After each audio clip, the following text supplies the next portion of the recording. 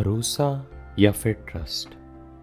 जब भी हम बात भरोसे की करते हैं तो सबसे पहले दिमाग में क्या आता है?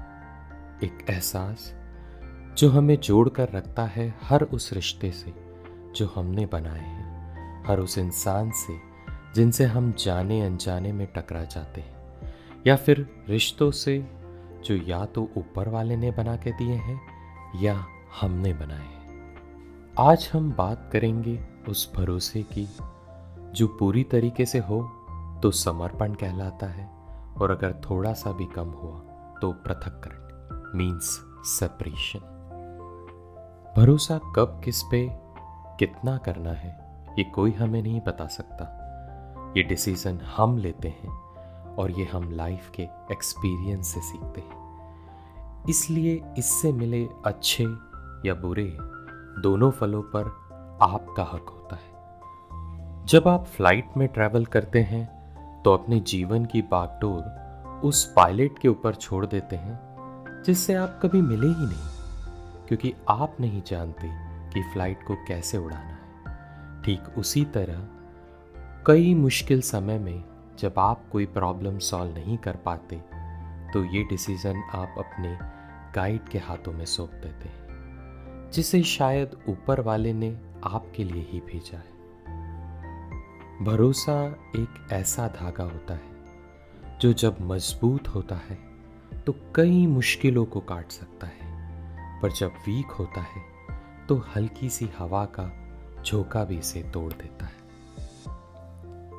ये कहानी है नीति और राजीव की, जिनकी शादी को 8 साल हो गए थे। राजीव एक ऑटोमोबाइल कंपनी में सेल्स हेड था और नीति एक सॉफ्टवेयर कंपनी में प्रोजेक्ट लीड। राजीव को अपने काम की वजह से कई जगहों पर ट्रेवल करना पड़ता था, वहीं नीति को अपने प्रोजेक्ट के काम को लेकर काफ़ी प्रेशर रहता था। दोनों की मुलाकात दिल्ली के एक कोचिंग इंस्टीट्यूट में हुई थी और वहीं से प्यार की शुरुआत हुई। और कब ये प्यार शादी में और लेट नाइट तक के कॉल सिर्फ डिनर टेबल की टॉक में बदल गया, इसका उन्हें पता ही नहीं चला। राजीव नेचर से बहुत ही कम बोलने वाला इंसान था। कभी किसी काम को करने से पहले वो ज़्यादा सोचता नहीं था। वहीं नीति अपोजिट, हर काम को करने से पहले कई बार सोचती थी, शायद ज़रूरत से भी ज़्यादा। बट लव प्रपोज करने के मामले में दोनों ही उल्टे निकले। अगर नीति ने राजीव को प्रपोज नहीं किया होता तो शायद कभी बात आगे बढ़ती ही नहीं। लव मैरिज के कारण दोनों को ही फैमिली और रिलेटिव से कोई खास सपोर्ट नहीं था। बातें भी बहुत कम होती थी। शायद किसी के ईगो की कीमत वो लोग चुका रहे थे। शादी के कुछ सालों तक तो सब कुछ सही था, पर बाद में एक अजीब सी खामोशी दोनों को घेरती जा रही थी। फाइनेंशियली स्टेबल थे, सब कुछ सही था, फिर भी न जाने कुछ कमी थी। उस दिन 23 जुलाई संडे का दिन था।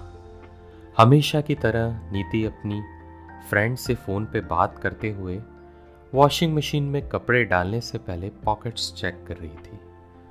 राजीव की ट्राउज़र की पॉकेट चेक करते हुए उसे एक होटल की पेपर नैपकिन मिलती है। उस पर एक नंबर लिखा होता है, उस पर कोई नाम नहीं होता। एक सेकंड के लिए उसको फेंकते फेंकते वो रुक जाती है और सोचने लगती है, ये नंबर किसका है और ये होटल की नैपकिन पे क्यों लिखा हुआ है? वो तो हमेशा अपने काम के नंबर मोबाइल में सेव करके रखते हैं। इस तरह से वो काफी देर तक सोचने लगती है और फिर थोड़ी देर बाद फॉर अ चेंज टीवी देखने लगती है। टीवी देखते देखते भी वो इस बात को भूल नहीं पाती और बस रिमोट से चैनल चेंज करती रहती है। कभी सोचती है कि राजीव से पूछ लूं, फिर कुछ सोच के रुक जाती है। काफी सोचने के बाद नीति उस नंबर पे कॉल करने का फैसला करती है। पहली बार में इंगेज की टोन आती है और फिर वो थोड़ी देर बाद दोबारा ट्राई करती है। इस बार रिंग जाती है और फुल रिंग के बाद कोई फ़ोन उठाता है और सामने से एक लड़की की आवाज़ आती है। Hello hello, may I know who is this? नीति कुछ नहीं बोलती और फ़ोन कट कर देती है। बस अब क्या था, जो कुछ उसके दिमाग में सवाल थे वो बस किसी हिंदी मूवी की तरह आंखों के सामने आने लगते हैं। थोड़ी देर में राजीव बाहर से आता है। नीति बड़े ही रूखे अंदाज में उससे पूछती है, कहाँ गए थे? सामान लाने में इतना टाइम क्यों लग गया? राजीव कहता है, अरे वो कुछ दोस्त मिल गए थे रास्ते में, बात करते हुए टाइम कहाँ निकल गया पता ही नहीं चला। नीति राजीव से नंबर के बारे में कुछ नहीं पूछती और अपने कमरे में चली जाती है और फिर से सोचने लगती है। इस बात को 2 दिन बीत जाते हैं और वो अपने इन ख्यालों से बाहर ही नहीं आ पाती और ना ही वो राजीव से कुछ ठीक से बात करती है। वो रोज बस राजीव के आने जाने का टाइम और कॉल्स को ट्रैक करने लगती है। पुलिस की तरह हर छोटी छोटी चीज़ों पे शक करने लगती है। दोनों के बीच में झगड़े काफ़ी बढ़ने लगते हैं, पर फिर भी इस बारे में वो राजीव से बात नहीं करती। एक दिन ऑफिस में नीति को कुछ परेशान देखकर उसकी फ्रेंड श्रेया पूछती है, तुम्हें क्या हो गया है? आजकल काफ़ी परेशान रहती हो। रोज तो हंस हंस कर बात करती थी, पर आजकल सिर्फ इस कंप्यूटर की स्क्रीन को देखती रहती हो। नीति ने अपने आप को सोच के भवंडर में ऐसा फंसा लिया था जहां से निकलना बहुत मुश्किल था। श्रेया के काफ़ी पूछने के बाद वो उससे सारी बातें शेयर करती है। नीति कहती है, आखिर राजीव ने मेरे साथ ऐसा क्यों किया? उनके लिए मैंने अपने घर वालों को छोड़ दिया।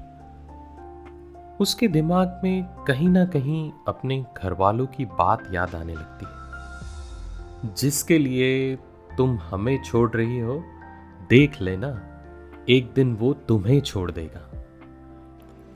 श्रेया को कहीं ना कहीं समझ आता है कि बात काफी आगे बढ़ चुकी है और शायद उसके समझाने से ये बात नहीं बनेगी। वो कहती है, चलो मैं तुमको किसी से मिलवाती हूँ, शायद वो तुम्हारी प्रॉब्लम का कोई ना कोई सॉल्यूशन निकाल सके। थोड़ी देर सोचने के बाद नीति ने पूछा कि वो कौन है। श्रेया कहती है, वो तो मैं भी नहीं जान पाई आज तक। कोई उन्हें मनु सर कहता है तो कोई मानव, कोई गुरु कहता है तो कोई इंस्पिरेशन। अगले दिन वो श्रेया के साथ मनु सर के ऑफिस में जाती है। वहाँ काफ़ी सारे लोग रहते हैं। इंटर करते से ही वो सुनती है कि वाइट कुर्ते में एक शख्स किसी को कह रहा है, रिटर्न फाइल करने की लास्ट डेट आ रही है, सीईओ को कॉल करो और रिटर्न फाइल कर लो। कुछ देर के इंतज़ार के बाद मानव सर नीति से बात करते हैं और कहते हैं, कैसा है तुम्हारा पति? बस ये सुनते ही नीति हर एक बात उन्हें डिटेल में बताने लगती है और फिर एक लंबी सांस लेती है। उसे पता ही नहीं चला, जाने एक इंसान से जिससे वो पहली बार मिली है और सारी प्रॉब्लम शेयर करने लगी। मानव सर के चेहरे पर मुस्कुराहट थी। वो कहते हैं, क्या राजीव को पता है तुम यहाँ आई हो? नीति ने ना में गर्दन हिला दी। फिर वो पूछते हैं, मुझसे क्या चाहती हो? नीति कहती है, मेरे हस्बैंड की लाइफ में दूसरी लड़की है, आप उसे प्लीज निकाल दो। 1 मिनट की खामोशी के बाद मानव सर कहते हैं, अरे मैं कोई तांत्रिक या बाबा नहीं हूं, मैं सिर्फ लोगों को गाइड करता हूं और बाकी सब वो खुद करते हैं। पर क्या तुम्हारी ये विश सही है? ये सुनकर नीति के दिमाग में बहुत सारे सवाल एक साथ उठने लगते हैं। उसे समझ में ही नहीं आता कि आखिर मानव सर कहना क्या चाहते हैं।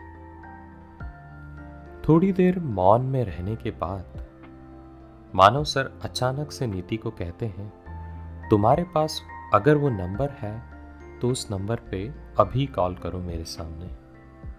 नीति मानव सर के कहने पर उस नंबर पर फिर से कॉल करती है। 5 रिंग जाने के बाद वहां से एक लड़की की आवाज आती है, hello hello, may I know who is this. Manu sir नीति को इशारे से आगे बोलने को कहते हैं। नीति डरती हुई आवाज में हेलो बोलती है। तभी सामने से आवाज आती है, hello ma'am, this is VVCA firm, how can I help you today. बस उसी एक पल में नीति को सारे जवाब मिल जाते हैं। उसे खुशी के साथ साथ गिल्ट भी होने लगता है। उस दिन राजीव ने अगर अपना फोन चार्ज किया होता तो ये नहीं होता। उस दिन राजीव का सीए अगर बीमार नहीं होता तो ये नहीं होता। उस दिन नंबर के साथ अगर उसने नाम लिखा होता तो ये नहीं होता। उस दिन नीति ने अगर वो कागज का टुकड़ा नहीं देखा होता तो ये नहीं होता। अगर उस दिन नीति ने ज़्यादा सोचा नहीं होता और राजीव से पूछ लिया होता तो ये नहीं होता। बट इन सब में सबसे ज़्यादा ज़रूरी था, उस दिन नीति ने बस थोड़ा सा भरोसा किया होता तो ये नहीं